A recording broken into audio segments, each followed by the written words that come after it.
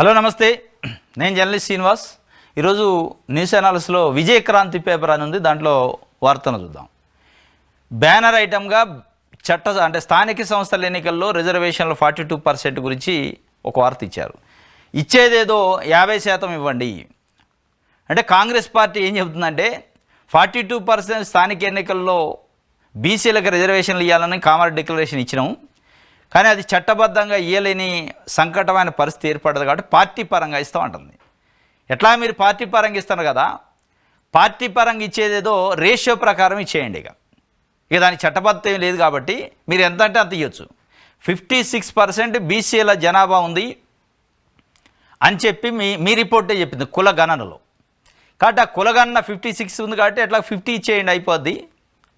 మీరు ఎట్లా అఫీషియల్గా ఇవ్వట్లే 42 అనేది, అది అఫీషియల్గా ఇచ్చినప్పుడు ఇద్దరు అని చెప్పి ఒక ప్రశ్నని బీసీ సంఘాలు లేవనెత్తినాయి ఇవాళ ప్రభుత్వం ముందు, కాంగ్రెస్ పార్టీ ముందు. కాంగ్రెస్ పార్టీ ఏం చేద్దో చెప్పాలి. ఎందుకంటే మీరు చేసిందే కులగణన. మీ కులగణనలో 56% బీసీలు ఉన్నది తేలింది. 56% బీసీలు ఉన్న కులాలకి 56% రిజర్వేషన్ ఇవ్వాలి కదా. మీరు అన్న డిక్లరేషన్ 42% అది కావట్లేదు, అది పక్కన పెట్టేశారు.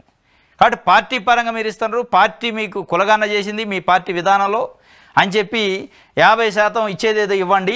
ఇప్పటికే అనేక అంశాల్లో దేశానికి ఆదర్శంగా నిలుస్తూ వస్తున్న తెలంగాణ రాష్ట్రం కులగణన బీసీ రిజర్వేషన్ల బిల్లుతో మరోసారి దేశానికి దిక్సూచిగా మారింది. ఇప్పటివరకు ఏ రాష్ట్రంలో జరగని కులగణను రేవంత్ రెడ్డి నాయకత్వంలోని కాంగ్రెస్ ప్రభుత్వం సాధ్యం చేసి చూపించింది. ప్రధాని నరేంద్ర మోదీ, కేంద్ర హోంశాఖ మంత్రి అమిత్ షా, బీజేపీ దాటికి మసకబారుతున్న కాంగ్రెస్ ప్రతిష్టను నిలబెట్టుకునే అవకాశాన్ని తెలంగాణలోని కాంగ్రెస్ ప్రభుత్వం అందించింది. తద్వారా దేశవ్యాప్తంగా మళ్లీ పుంజుకునే మార్గాన్ని సుగమం చేసింది.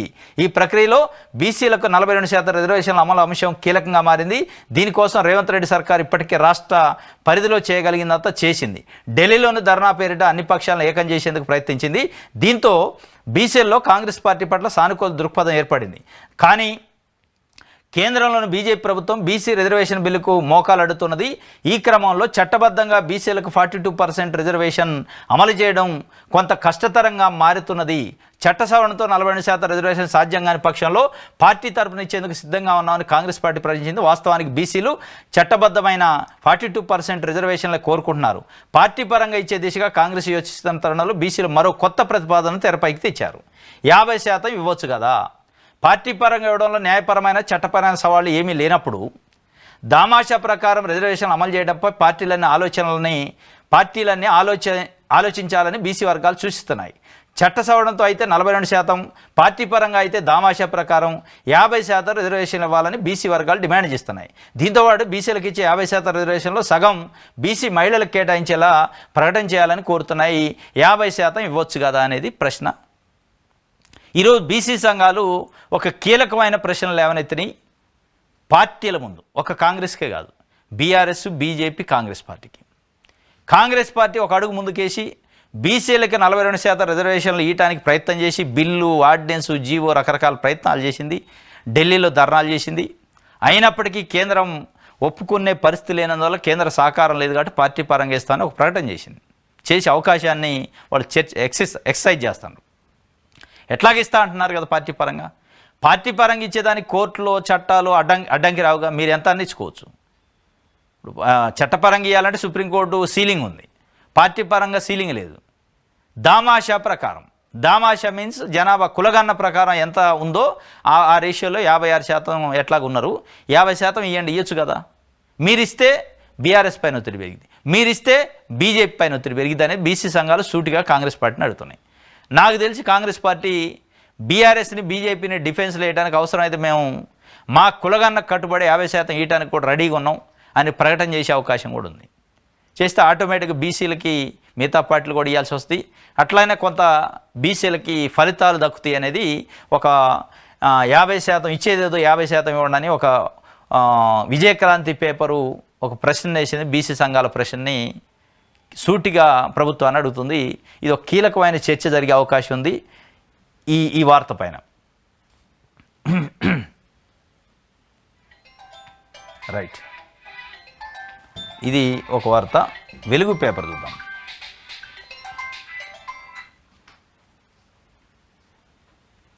రైట్, జోరు వానలు రాష్ట్ర వ్యాప్తంగా మత్తళ్ళు దుంకుతున్న చెరువులు నేడు రేపు రాష్ట్రమంతటికి రెడ్ అలర్ట్. హైదరాబాద్ సిటీలో అన్ని జోన్లో కూడా మంచిర్యాల జిల్లా భీమిని కన్నెపల్లిలో 23.2% వర్షం అంట, మామూలు వర్షం కాదు. వరంగల్, మంచిర్యాల, ఈ పాత ఆదిలాబాద్, కరీంనగర్ జిల్లా, వరంగల్ జిల్లాలో పెద్ద ఎత్తున వరదలు, వర్షాలు, ఫుల్ హై అలర్ట్ పెట్టారు. చాలా స్కూళ్ళకు కూడా సెలవులు ఇచ్చేసారు చాలా జిల్లాల్లో.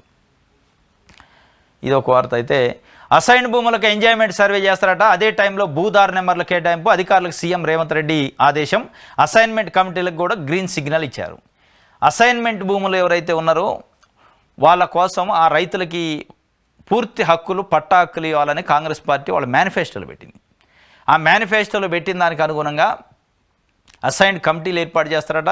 ఆ కమిటీల తర్వాత అసైన్మెంట్ భూముల్ని సేద్యం చేస్తున్న రైతులకు సంబంధించిన భూమిని ఎంజాయ్మెంట్ సర్వే, ఎవరు దున్నుకుంటున్నారు ఆ భూమిని అనే ఒక సర్వేని చేసి ఆ సర్వే రిపోర్ట్ని బేస్ చేసుకొని ఎవరు ఎన్ని సంవత్సరాల నుంచి దున్నుతారు, సేద్యం చేసుకుంటున్నారు, దాన్ని బట్టి 20 సంవత్సరాలు కనీసం సేద్యం చేస్తూ 20 సంవత్సరాల నుంచి కనీసం సేద్యం చేస్తున్న రైతుకి పట్టా హక్కు కల్పించే ఒక ప్రాసెస్ని స్టార్ట్ చేసింది ప్రభుత్వం. దీనివల్ల చాలామంది ఎస్సీ, ఎస్టీ, బీసీ, మైనార్టీ వర్గాలకు సంబంధించిన పేద రైతులకు సంబంధించిన వాళ్ళకి హక్కులుగా వస్తాయి. అసైన్మెంట్ భూములు సేద్యం చేసుకునే 1 ఎకరం, అర్ధ ఎకరం, 2 ఎకరాలు, 3 ఎకరాలు అసైన్మెంట్ భూములతోని వాళ్ళు పొట్టబోసుకుంటున్న రైతులకైతే మంచి హక్కునిచ్చినట్టు ఇది. దీనిపైన ప్రభుత్వం ఒక ముందడుగేసింది, ఎంజాయ్మెంట్ సర్వే చేస్తాట. రైట్. గవర్నర్ కోట ఎమ్మెల్సీల నియామకంపై సుప్రీంకోర్టు స్టే ఇచ్చింది నిన్న. ప్రొఫెసర్ కోదండరాము, అమీర్ అలీ ఖాన్ కేసులో విచారణ. గత మధ్యంతర ఉత్తర్వులకు వ్యతిరేకంగా నియామకాలు ఉంటే రద్దు చేస్తామని వ్యాఖ్య. విచారణ 17కు వాయిదా వేసింది. ఎమ్మెల్సీ ప్రొఫెసర్ కోదండరాం తెలంగాణ రాజకీయ ఐకాస చైర్మన్గా ఉండు, తెలంగాణ ఉద్యమం చేసిండు, తెలంగాణ ఉద్యమంలో కీలకంగా పనిచేసిండు. కేసీఆర్ ఎట్లయితే చేసిండో ఆయన ఒక రాజకీయ వేదికలో చేస్తే ఆయన మేధావులు రాజకీయాలని మెర్జ్ చేసి ఉద్యమాన్ని నడిపిండు. వాస్తవంగా ఆయన పాపం 2014 నుంచి 23 వరకు ఏ పదవి లేదు, ఇవ్వలే, కేసీఆర్ దగ్గర తీయలే. కాంగ్రెస్ పార్టీ వచ్చిన తర్వాత ఎమ్మెల్సీ ఇచ్చింది. గవర్నర్ కోటాలో విద్యావేత్త కాబట్టి ఎమ్మెల్సీ ఇస్తే దానిపైన అభ్యంతరం తెలిపారు. కేసు వేసిండు దాసో శ్రవణ్ కుమార్. హైకోర్టులో ఇంటరీమ్ ఆర్డర్ వచ్చింది కోదండరాం గారికి. ఇంటరీమ్ ఆర్డర్ని బేస్ చేసుకొని ఇమీడియట్గా ప్రభుత్వం ఏం చేసిందంటే ప్రమాణ స్వీకారం చేసి అవకాశం ఇచ్చింది ఎమ్మెల్సీగా. జస్ట్ ఇంటరీమే కదా, ఫైనల్ ఆర్డర్ వచ్చే వరకు వెయిట్ చేయాల్సింది. మరి ఇంటరీమ్ ఆర్డర్ని బేస్ చేసుకొని ప్రమాణ స్వీకారం చేసి నెక్స్ట్ ప్రాసెస్కి ఎట్లా పోతారు అంటే చెల్లదు అని నేను హైకోర్టు ఇచ్చిన ఆర్డర్ మీద అప్పీల్కి పోయింది దాసో శ్రవణ్ కుమార్. సుప్రీంకోర్టు రద్దు చేసింది. ఏం రద్దు చేసింది? వాళ్ళకి ఇచ్చిన ఇంటరీమ్ ఆర్డర్ని రద్దు చేసింది. వాళ్ళకి ఇచ్చిన ఇంటరీమ్ ఆర్డర్ ఫోర్స్లో ఉంటేనే ఇలా పదవి ఉన్నట్టు. వీళ్ళ ఎమ్మెల్సీ పదవి ఇంటరీమ్ ఆర్డర్ని బేస్ చేసుకొని ప్రమాణ స్వీకారం జరిగింది. అసలు ఆర్డర్ వేయలేనప్పుడు ఇలా పదవి లేదు. ఇప్పుడు మళ్ళీ మొదటికి వచ్చింది కథ. అమీర్ అలీ ఖాను, కోదండరాంది. ఇప్పుడు అనివార్యంగా ప్రభుత్వం ఏం చేయాలి? ఆ 2 పోస్టులు ఖాళీ అయినాయి కాబట్టి మళ్ళీ ప్రపోజల్ పంపాలి. మరొకసారి గవర్నర్ కోటాలో 2 ఎమ్మెల్సీలు ఖాళీ అయినాయి, ఒక ఫలానా వాళ్ళు తీసుకోండి, మళ్ళీ వీళ్ళ పేర్లనే పంపుతారో చూడాలి. ప్రభుత్వం ఫ్రెష్గా ఆ రోజే పంపిట్టిపోయేది. కోర్టు ఉంది కాబట్టి కోర్టు ఉత్తర్వులను బేస్ చేసుకొని కోర్టులో పెండింగ్ ఉంది, పంపాయిది కాని పరిస్థితి. ఇప్పుడు అనివార్యంగా అక్కడ కేసు డిస్పోజ్ అయితే మటుకి మళ్ళీ ఒకసారి కోదండరాంను పంపిస్తారా, ఇంకోటి పంపిస్తారా, 2 పేర్లు పంపే అవకాశం ప్రభుత్వానికి ఉంది. ఇప్పుడు బీఆర్ఎస్ కాకుండా కాంగ్రెస్ ప్రభుత్వం ఉంది కాబట్టి పంపే అవకాశం ఉంది. ఈ ఎపిసోడ్ అంతా ఎందుకు వచ్చిందంటే దాసో శ్రవణ్ కుమార్ ఇంకొక సత్యనారాయణ ఇద్దరిని బీఆర్ఎస్ పార్టీ దిగిపోయే ముందు ఎమ్మెల్సీ గవర్నర్ కోటాలో వీళ్ళిద్దరు పేర్లు ప్రపోజ్ చేసింది. దానికి గవర్నర్ ఏం చేసిండు? తొక్కిపెట్టిండు. ఈ లోపల ఎన్నికలు వచ్చినాయి. ఎన్నికలలో కాంగ్రెస్ పార్టీ గెలిచింది. ఆ ఫైల్ అక్కడే పెండింగ్ ఉంది. గవర్నర్ కోటాలో కేసీఆర్ ప్రభుత్వం ఉన్నప్పుడు పంపే హక్కు ఉంది కాబట్టి పంపారు. ఆ పంపిన ఫైల్ ఇటు తిరిగి రాలే, ఆ ఫైల్ పెండింగ్లో ఉంది. ఈ లోపల ప్రభుత్వం మారింది, వాళ్ళ పేర్లు తీసేసి వీళ్ళ పేర్లు పంపారు. దాసో శ్రవణ్ కుమార్ ఇంకొక సత్యనారాయణ గారు ఏమంటారు? మా ఫైల్ ఆల్రెడీ ప్రభుత్వం కంటిన్యూషన్ ప్రాసెస్ కదా, కేసీఆర్ రేవంత్ రెడ్డి ప్రభుత్వం పక్కన పెడితే మా ఫైల్ ప్రభుత్వం తెలంగాణ ప్రభుత్వం పంపిన ఫైలు గవర్నర్ దగ్గర పెండింగ్ ఉండగా ఇంకొక ఫైల్ ఎట్ట పంపిస్తారు మా పేర్లు కాకుండా? అటు చెల్లదాన్ని కోర్టుకు పోతే కోర్టు మధ్యంతర ఉత్తర్వులు ఇచ్చింది. దాన్ని బేస్ చేసుకుని వీళ్ళు పదవి ఎక్కారు. ఈ పదవిని సుప్రీంకోర్టు ఇప్పుడు తొలగించింది. ఇప్పుడు మరి ఏం అయిద్దో చూడాలి. మొత్తానికి పాపం ఆయన ఎమ్మెల్సీ యోగం లేనట్టుంది. అడ్డంకుల మీద అడ్డంకులు వస్తున్నాయి. రైట్.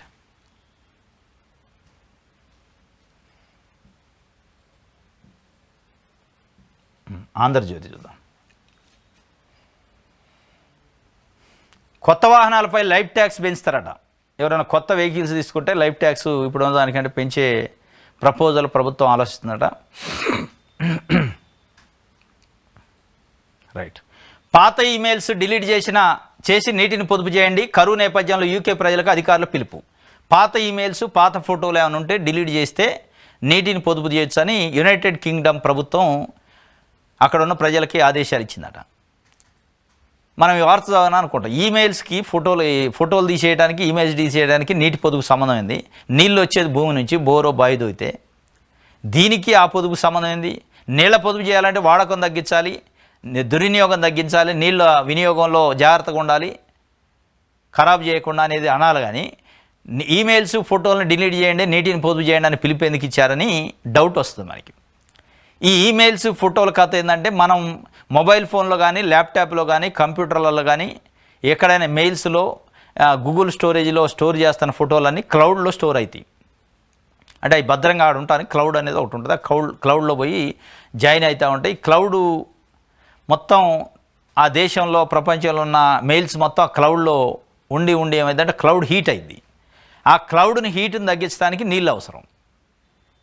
నీళ్ళు కొన్ని క్యూసెక్లు, కొన్ని టీఎంసీలు నీళ్ళు అవసరం అవుతూ ఉంటాయి. ఆ క్లౌడ్ ఎప్పుడైతే ఈ డేటా పెరుగుతూ ఉంటుందో హీట్ పెరిగింది. ఆ డేటా పెరుగుతుంటే హీట్ పెరగగానే ఆ హీట్ని తగ్గించడానికి నీళ్ళు వాడాలి. ఆ నీళ్ళు వాడి నీళ్ళు వేస్ట్ అవుతున్నాయి. కాబట్టి ఆ క్లౌడ్లో ఏమవుతుందంటే, అంటే అవసరమైన డేటా ఉంటే ఏం కాదు, అనవసరమైంది యూజ్ చేయని ఫోటోలు, యూజ్ చేయని మెయిల్స్ ఉన్నాయి, వాటిని కూడా మోయాల్సి వస్తుంది క్లౌడ్. అవసరమైన వాటిని అన్నింటిని డిలీట్ చేసి నీటిని పొదుపు చేద్దాం. అవసరం లేని వాటిని డిలీట్ చేస్తే మన సిస్టంలోకి ఎట్లయితే మనం మొత్తం ఎరేజ్ చేస్తే, అవసరం లేని డేటాను ఎరేజ్ చేస్తే క్లీన్ అయ్యిద్ది, స్టోరేజ్ మిగిలిద్దో, అట్లా అక్కడ డిలీట్ చేస్తే అవసరం లేని మెయిల్స్, ఫోటోలని ఆ హీట్ అనేది తగ్గిద్ది. హీట్ తగ్గితే మనం వాడే నీళ్లు తగ్గుతాయి, దాని హీట్ తగ్గించడానికి అనే కాన్సెప్ట్లో ఈమెయిల్స్ని డిలీట్ చేసి నీటిని పొదుపు చేయండి అని ఒక పిలుపు ఇచ్చింది యూకే. ఈ పిలుపు రేపు ప్రపంచవ్యాప్తంగా వచ్చినా ఆశ్చర్యం లేదు. యూకేలో స్నానం చేసే టైంను కూడా తగ్గించారు. మరి బాత్రూంలో స్నానం చేసే టైంని ఎటగొలుతారో తెలియదు, కానీ స్నానం చేసే టైంను కూడా కుదించారట. మరి ఆయన మీటర్లు పెడతారా, ఎంతసేపు స్నానం చేస్తానని చూస్తారా తెలియదు. ఇప్పుడు మన దగ్గర కూడా స్నానాలు చేస్తారు, అర్ధగంట, గంట చేసేటోళ్ళు, టబ్ బాతులని, షవర్ బాతులని, నీళ్లు కొన్ని వందల వేల లీటర్లు వేస్ట్ చేసేటోళ్ళు ఉన్నారు ఒక స్నానానికి. ఈ పరిస్థితి నుంచి రేపు మనకు కూడా భవిష్యత్తులో తాగటానికి నీళ్లు లేని పరిస్థితి వచ్చే అవకాశాలు ఉంటే ఇట్లనే దుర్వినియోగం చేస్తే, అటు యూకేలో ఎట్లా వచ్చిందో చూడండి. ఈమెయిల్స్ డిలీట్ చేస్తే నీళ్లు పొదుపు చేసే పరిస్థితికి వచ్చింది. స్నానాల టైంను కుదింపు చేసే పరిస్థితి, రేపు తాగే నీళ్ళను కూడా కుదింపు చేసే పరిస్థితి వచ్చే అవకాశాలు ఉన్నాయి. అటు మనం జాగ్రత్తగా ఉండాలి, నీళ్లు వాడటం విషయంలో దుబారా చేయకుండా ఉంటే మంచిది అనేది దీని అర్థం. ఇంకోటి, ఢిల్లీ వీధి కుక్కల కేసు త్రిసభ్య బెంచ్కి పోయింది సుప్రీంకోర్టుకి. ఢిల్లీలో వీధి కుక్కలు నిర్మూలించాలని సుప్రీంకోర్టు జడ్జి గారు మొన్న ఒక ఆదేశం ఇచ్చారు ఢిల్లీ ప్రభుత్వానికి. సుప్రీంకోర్టు ఆవరణలో కూడా కుక్క అనేది కనపడద్దు, సుప్రీంకోర్టు ఆవరణలో తిరుగుతున్న కుక్కలను నిర్మూలించాలి, ఏదైనా కుక్క కనపడితే దానికి ఆహార పదార్థాలు వేయద్దు, వాటిని అన్నింటినీ షెల్టర్లకు తరలించి వాటిని షెల్టర్లో పెట్టండి అని చెప్పారు. దీనిపైనే పర్యావరణ ప్రేమికులు, జంతు ప్రేమికులు అభ్యంతరం వ్యక్తం చేశారు. అట్లా ఎట్లా చెప్తారు? బయోడైవర్సిటీ ఉండాలి కదా, ఈ భూమి మీద అన్ని జంతువులు, అన్ని జీవరాశులు ఉండాలి, ఉంటేనే సమతుల్యత దెబ్బతినకుంటుంది. మీరు కుక్కల్ని నిర్మూలిస్తే రేపు కోతులు వస్తాయి, కుక్కల్ని నిర్మిస్తే రేపు ఎలుకలు వస్తాయి, పిల్లులు వస్తాయి, అవి ఎక్కువ అవుతాయి. మరి వాటిని కాబట్టి అందరూ ఉండాలి, భూమి మీద పాములు ఉండాలి, కుక్కలు ఉండాలి, పిల్లులు ఉండాలి, ఎలకలు ఉండాలి, చీమలు అన్నీ ఉండాలి. ఉంటేనే ఈ భూమి మీద క్రిమి కీటకాలను తింటా ఉంటాయి, ఈ భూమి మీద ఉన్న కొన్ని పరిశుభ్రమైన చేయాల్సిన కార్యక్రమాలు అవి చేస్తూ ఉంటాయి కొన్ని జంతువులు అని చెప్పి ఒక చర్చ వచ్చింది. ఇప్పుడు త్రిసభ్య బెంచ్కి పోయింది ఆ జడ్జిమెంటు. కుక్కల తరలింపుకు సంబంధించి దేశ అత్యున్నత న్యాయస్థానం త్రిసభ్య బెంచ్కి కేసు తీసుకుంది. ఇదే మనుషుల్ని ఊళ్ళను తరలించే దాని మీద ఇదే కోర్టులు మాట్లాడలేని పరిస్థితి కొన్ని విషయాలు. ఇప్పుడు మన దగ్గర తెలంగాణలో మల్లన్న సాగర్ అనే ఒకటి ప్రాజెక్ట్ కట్టింది కేసీఆర్. ఆ మల్లన్న సాగర్ విషయంలో దాదాపు 14-15 గ్రామాలని ఆ మల్లన్న సాగర్ కోసం ఖాళీ చేయించారు. గ్రామాలు ఇల్లు, వాకిలి, పశువులు, గొడ్డు, గోద మొత్తాన్ని ఖాళీ చేసి భూములు వదిలిపెట్టి రావాలి. బలవంతంగా నైట్ వ్యాన్లు ఎక్కించి పోలీసులతో పంపించారు. ఎక్కడ పంపారు?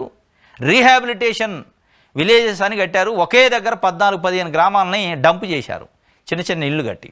ఇక మీరు ఇక్కడే ఉండండి, మీరు ఆ సావండి బతకండి అని వదిలేశారు. వాళ్ళకి సహజంగా వచ్చిన ఇండ్లు, వాకిళ్ళు, భూములు అన్నీ కోల్పోయారు. ఈరోజు ఏమైందంటే ఆ 14 గ్రామాల ప్రజలు ఒకటే దగ్గర ఉన్నారు. వాళ్ళకు ఉపాధి లేదు, ఉద్యోగాలు లేవు. ఒక ఊరు ఉంటే ఆ ఊరిలో ఉన్న పొలాల్లో పని చేస్తే ఆ ఊరిలో ఉన్న వాళ్ళకి ఉపాధి దొరికిద్ది, భుక్తి ఉంటుంది. మొత్తం 14 ఊళ్ళు తెచ్చి ఒక దగ్గరే పెట్టి వాళ్ళకి భూమి లేదు, భుక్తి లేదు. ఏం చేయాలి పని తెలవని పరిస్థితుల్లో గుండెపోట్లు వచ్చి చనిపోతున్నారు ఆ 14 గ్రామాలు. అక్కడ తిరిగితే చాలా విషాదకరమైన విషయాలు తెలుస్తాయి. 14 గ్రామాలు ఒక దగ్గర పెట్టి ఏ రైతు వచ్చి పిలవాలి కూలికి, ఏ రైతు వచ్చి పనికి పిలవాలి, అసలు రైతులు ఎక్కడ ఉన్నారు అక్కడ, వాళ్ళ భూములు గుంజుకుంటారు, వాళ్ళ ఇల్లు వాకిలు గొడ్డు గోద గుంజుకొని గ్రామాలను తీసుకొచ్చి షెల్టర్ లెక్క ఆడ పెడితే వాళ్ళకి పని చేయడానికి పొలాలు లేవు, పనికి పిలిచేటోడు లేడు, తిండికి తిప్పలా, ఆరోగ్యానికి తిప్పలా, విద్యకు తిప్పలా, వాళ్ళకి ఇల్లు ఒకటే ఉన్నది తప్ప ఏం లేదు. వాటితోని ఆ టెన్షన్తోని గుండెపోట్లు, షుగర్లు, బీపీలు వచ్చి చనిపోతున్నారు. రోజుకు 1 నుంచి 4 చనిపోతారు ఆ రీహాబిలిటేషన్ విలేజ్లో 14 గ్రామాల్లో. ఇగో ఇట్లాంటి వాటిపైన మరి మనుషులు కదా. ఇదే సుప్రీంకోర్టులో, హైకోర్టులో ఇది తప్పు తరలించడానికి అని ఆర్డర్లు ఇచ్చినా పాటించని ప్రభుత్వాలు ఉన్నాయి. ఆర్డర్లు ఇవ్వడానికి లీగల్గా జడ్జీలకు అడ్డం వచ్చే కొన్ని రూల్స్ ఉన్నాయి. దౌర్భాగ్యమైన పరిస్థితి. కుక్కల కోసం త్రిసభ్య బెంచి అలా చర్చిస్తుంది. మనుషులు తరలించినప్పుడు, ఊళ్ళు తరలించినప్పుడు, వాళ్ళు చనిపోతున్నప్పుడు స్పందించిన పరిస్థితి దురదృష్టం అన్నమాట. ఇక్కడ మన ప్రజాస్వామ్య దేశంలో ఇట్లా జరుగుతున్నాయి. న్యాయ వ్యవస్థలో కానీ, అడ్మినిస్ట్రేటివ్లో కానీ, ఎగ్జిక్యూటివ్లో కానీ. వాళ్ళ పరిస్థితి చూస్తే ఢిల్లీలో కుక్కలకు మీరు ఇచ్చారు ప్రాధాన్యత, మల్లాన సాగర్కి మీరు ఒక కమిటీని పంపిస్తే అక్కడ వాళ్ళు ఉన్న దురదృష్టమైన దౌర్భాగ్యమైన పరిస్థితి మీకు కనపడింది. చాలా ఇబ్బందికరమైన పరిస్థితి అనమాట. రైట్, ఇది ఆంధ్రజ్యోతికి సంబంధించి. ఆంధ్రప్రభలో 2 ఎమ్మెల్సీలకు షాకు, నియామకాలు రద్దు, కోదండరాం అమీర్ అలీ ఖాన్కు సుప్రీంకోర్టులో చుక్కెదురు అని చెప్పి ఒక వార్త ఇచ్చింది. రైట్, సెప్టెంబర్ సస్పెన్షన్, వచ్చే నెలలో 75 ఏళ్ళు, ఇద్దరికి పరీక్ష, రాజీనామా వాటిలో మోహన్ భగవత్, మోడీపై పెరుగునని ఒత్తిడి. నరేంద్ర మోడీకి ఆర్ఎస్ఎస్ చీఫ్ మోహన్ భగవత్కి సెప్టెంబర్లో సంకటమైన పరిస్థితి. సెప్టెంబర్ దగ్గరకు వస్తున్నా కానీ వాళ్ళకి టెన్షన్ పెరుగుతుంది. సెప్టెంబర్కి 75 సంవత్సరాలు పూర్తయితే వీళ్ళిద్దరికి. ఆర్ఎస్ఎస్లో, బీజేపీలో ఒక రూల్ ఉంది, 75 ఇయర్స్ కంప్లీట్ అయితే రాజకీయాల నుంచి వైదొలగాలి, ఆర్ఎస్ఎస్ నుంచి వైదొలగాలి, ఇక రిటైర్మెంట్ తీసుకోవాలి. రిటైర్మెంట్కి వీళ్ళిద్దరు సిద్ధంగా ఉండాలి. దీంట్లో మోహన్ భగవత్ క్లారిటీ ఉన్నాడు, నేను రిటైర్ అయితే రూల్ ప్రకారం అని. వన్స్ మోహన్ భగవత్ క్లారిటీ ఉండి రిటైర్ అయింది అనుకో, ఆ ఒత్తిడి మోడీ పైన పడింది. ఇక మోడీ ఈరోజు మొత్తం దేశ అధికారం అంతా ఆయన చేతిలో ఉంది కాబట్టి, బీజేపీ నాయకత్వం ఆయన చేతిలో ఉంది కాబట్టి, మరి వాళ్ళ పార్టీ ఎగ్జిక్యూటివ్ కమిటీ కూర్చొనే ఉన్న ఆ రూల్ని ఎగ్జామ్షను ఒక 80 ఇయర్స్ చేసుకుంటాడా? చేసుకునే అవకాశాలు కూడా ఉన్నాయి. సీట్ అంటే ఆయనకు ప్రేమ పెరిగింది పాపం. ప్రధానమంత్రి సీటు హాట్ సీట్ అయింది. ఆ సీట్ను వదిలిపెట్టే పరిస్థితి లేదు. అంటే ఎక్కడ ఆయన ప్రకటన చేయట్లే. నిజంగానే ఖాళీ చేసేటోడైతే ఇంకా నేను ఇంకొక 1 మంతే ఉంటాను, తర్వాత రాజకీయాల్లో వచ్చి వైదొలుతా అని చెప్పేటోడు. ఇప్పుడున్న పరిస్థితులు ఆయన వైదొలుతున్నట్టు అనిపించట్లా, ఆ వాతావరణం కూడా లేదు. మొత్తానికి అయితే పరీక్ష ఉంది సెప్టెంబర్లో మన మోదీకి.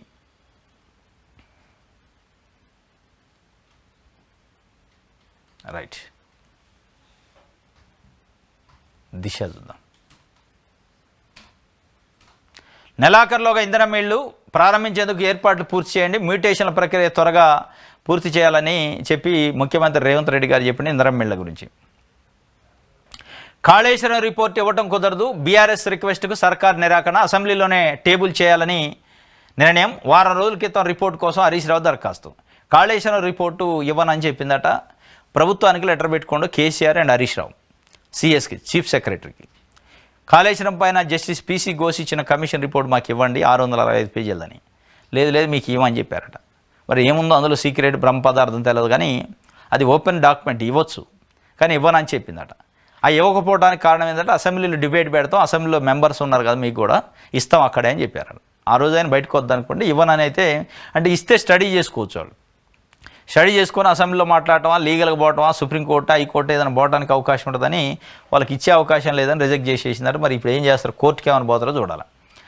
ఏ రోజు ఏం పని చేశారు, ఐఏఎస్ల పనితీరు తెలిపేలా డాష్ బోర్డులు, సీఎం సిఎస్ ఆఫీసుల్లో ఏర్పాటు ప్లాను, వివరాల నమోదుకు ప్రత్యేక వెబ్సైటు, డీటెయిల్స్ అప్డేట్ కోసం స్పెషల్ టీం, కలెక్టరు, హెచ్ఓడి, సెక్రటరీల పెర్ఫార్మెన్స్పై రిపోర్టు, స్కీమ్స్ అమలు, ఫీల్డ్ విజిట్లు, ఫైల్ క్లియరెన్స్పై పర్యవేక్షణ, పనితీరు మెరుగుపడేలా ప్రభుత్వం ప్రణాళికలు, బ్యూరోక్రాట్స్ ఇష్టారాజ్యానికి చెక్ పెట్టాలని రేవంత్ రెడ్డి ప్రభుత్వం వచ్చిన దగ్గర నుంచి చెప్తుండ్రు. ఐఏఎస్లు ఆఫీసు వదిలి హైదరాబాద్ వదిలి ఫీల్డ్కి పోండి, మీరు ఆఫీసులో ఏసీ రూమ్లో కూర్చోవచ్చు, బయటికి వెళ్ళండి, ప్రజలను కలవండి, ప్రజలతో మమేకమండి, ప్రజా సమస్యలు తెలుసుకోండి అంటున్నాను. ఒక్కళ్ళ పోవట్లే. సెక్రటరియట్లో ఉన్న ఐఏఎస్ ఆఫీసర్లు ఒక్కళ్ళ పోవట్లే. నిన్న ఒక వార్త వచ్చింది ఇదే దిశ పేపర్లో. ఐఏఎస్ ఆఫీసర్లు వాళ్ళ కింద ఉన్న స్టాఫ్ని, ఉద్యోగస్తుల్ని అవమానకరంగా మాట్లాడుతున్నాడు. యూజ్లెస్ ఫెలోసు, మైండ్లెస్ ఫెలోసు అని చెప్పి బూతులు తిట్టే పరిస్థితి, అన్పార్లమెంటరీ వర్డ్స్ తిట్టే పరిస్థితి. మరి కింద ఉన్న ఐఏఎస్ ఆఫీసర్లు వాళ్ళ కింద పనిచేసే ఉద్యోగులు అంటే మరి వాళ్ళు ఏమైనా బానిసలు అనుకుంటున్నారా, వాళ్ళ కట్టు బానిసలు అనుకుంటున్నారా, వాళ్ళు ఒక ఉద్యోగులు అనుకుంటున్నారు. ఉద్యోగం అంటే ఉద్యోగం, ఐఏఎస్ అయినా కింద ఉన్నోళ్ళైనా. అదే ఐఏఎస్ల పైన ఈరోజు సిఎస్ ముఖ్యమంత్రి గారు దృష్టి పెట్టారట. అసలు ఐఏఎస్లు ఏం చేస్తారు? మీరు కింద ఉన్న వాళ్ళు తిడతారు కదా, మీ పని ఏంది? మీరు ఏ రోజుకి ఆ రోజు మీ ప్రోగ్రెస్, మీ వర్క్ డేటా ఏందో రాయాలి, దాన్ని అప్లోడ్ చేయడానికి ఒక వెబ్సైట్ పెడతారట. ఎన్ని ఫైల్ క్లియరెన్స్ చేశారు, ఎన్ని సమస్యలపైన ప్రజలను కలిశారు, ఫీల్డ్ విజిట్లు ఏం చేశారు, ప్రభుత్వ స్కీముల్ని ప్రజలతోకి ఎట్లా తీసుకెళ్లారు, ఈ అనే అంశాల వారిగా వాళ్ళ ప్రోగ్రెస్ రిపోర్ట్ని వాళ్ళే తయారు చేసి అందులో పెట్టాలి. దాన్ని బేస్ చేసుకొని వాళ్ళ పెర్ఫార్మెన్స్ ఏందో ర్యాంకింగ్లు ఇస్తారట. దానికి సంబంధించిన ఒక వార్తనిచ్చారు. నిన్న ఇదే సెక్రటరియట్ పైన వార్త ఇచ్చింది. ప్రభుత్వ ఆఫీసర్లు ఏదైతే ఐఏఎస్ ఆఫీసర్లు వాళ్ళ కింద పనిచేసే సబార్డినేట్ ఆఫీసర్ని కట్టు బానిస లెక్క చూసి అవమానకరంగా మాట్లాడుతున్నారు. ఛాంబర్లోకి, ఐఏఎస్ల ఛాంబర్లోకి, సెక్రటరీల ఛాంబర్లోకి అడుగు పెట్టాలంటే వాళ్ళ కింద ఉన్న ఆఫీసర్లు గుండెల గుబేలు అనే పరిస్థితి ఉందట. మరి దానిపైన కూడా ముఖ్యమంత్రి గారు, సిఎస్ గారు దృష్టి పెట్టాలి. కట్టు బానిస లెక్క చూడటమైంది. మీ బానిసలా, మీ కింద జీతకాలు వాళ్ళు ఏమన్నా అనే విషయం పైన కూడా అవసరమైతే ఒక కంప్లైంట్, కాన్ఫిడెన్షియల్ గ్రీవెన్స్ సెల్ పెట్టండి. అట్లాంటి తిట్టే, అట్లాంటి వేధించే ఆఫీసర్ల పైన అవసరమైతే కాన్ఫిడెన్షియల్గా కంప్లైంట్ ఇచ్చేట, ఆ కంప్లైంట్ బయటికి రాకుండా ఆ ఆఫీసర్ పైన అవసరమైతే యాక్షన్ తీసుకునే ఒక సిచ్యువేషన్ కల్పించాలి అనేది కింద ఉన్న ఎంప్లాయీస్ కోరుకుంటున్నారు. రైట్, ఇది ఒక వార్త. అయితే బీజేపీలోకి పైలట్ అంటే పైలట్ రోహిత్ రెడ్డి, తాండూరు మాజీ ఎమ్మెల్యే, కాంగ్రెస్ పార్టీలో గెలిచిన 2018 ఎన్నికల్లో గెలిచి బీఆర్ఎస్లో పోయిండు. ఈ బీఆర్ఎస్లో పోయి ఏం చేసిండు? గోవాల బాలరాజుతో పాటు ఈయన, రేగా కాంతారావు, బీరం హరిశంవర్ధన్ రెడ్డి ముగ్గురు కలిసి మొయినాబాద్ ఫామ్ హౌస్కి కేసీఆర్ కారు ఇచ్చి పంపిస్తే పోయిండట. అందులో ఎక్కిపోయి ఆడ బేరం మాట్లాడుకునే కార్యక్రమానికి ఒక వీడియో షూట్ ఉంటుంది, పోయి మీరు నటించండి అని చెప్తే నటన చేసిండట. నటన కాస్త మెడక చుట్టుకుంది ఇప్పుడు. కాబట్టి గోవాల బాలరాజు పోయిండు, ఆ కేసులో ఉన్న ఆయన వెనకనే ఈయన పోతాడు పైలట్ రోహిత్ రెడ్డి, తొందరలోనే బీజేపీలో జాయిన్ అవుతారట. కాబట్టి మొయినాబాద్ ఫామ్ హౌస్ కేసు ఎటు మలుపు తిరిగిద్ది అనేది, ఇంకొక ఇద్దరు ఉన్నారు వాళ్ళు కూడా జాయిన్ అయితే అప్పుడు తెలుస్తుంది అనమాట కథ ఏందనేది. ఇది ఈరోజు న్యూస్ అనాలిసిస్. రేపు తాజా వార్తలతో తిరిగి కలుసుకోండి. Thank you.